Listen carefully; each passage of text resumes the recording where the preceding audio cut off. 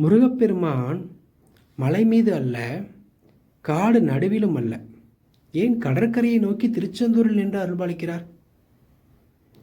இதற்கு பின்னால் ஒரு ஆழமான தத்துவம் இருக்கிறது. ஒரு காலத்தில் அசுரன் சூரபத்மனின் அகந்தை தேவர்களையே நடுங்க வைத்தது. அந்த அகந்தையை அழிக்க வேலேந்தி வந்தவர் தான் முருகப்பெருமான்.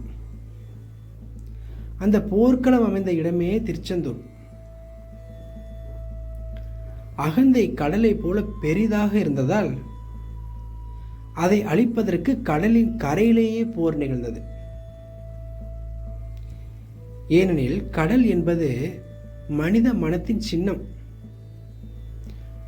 கடல் அலைகள் ஆசைகள், புயல் கோபம், கடல் ஆழம் அறியாமை. அந்த கடலை அடக்கி சாந்தப்படுத்த வேலேந்திய ஞானமூர்த்தியாக முருகன் இங்கு நிற்கிறார். அதனால்தான் திருச்செந்தூரில் முருகன் கடலை நோக்கி நிற்கிறார். அவருடைய பார்வை கடலை நோக்கி அல்ல, நம் மனக்கலக்கத்தை.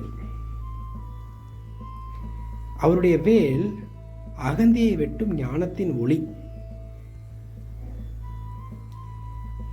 இன்று திருச்செந்தூர் முருகனை நினைத்து ஒரு விளக்கு ஏற்றுங்கள்.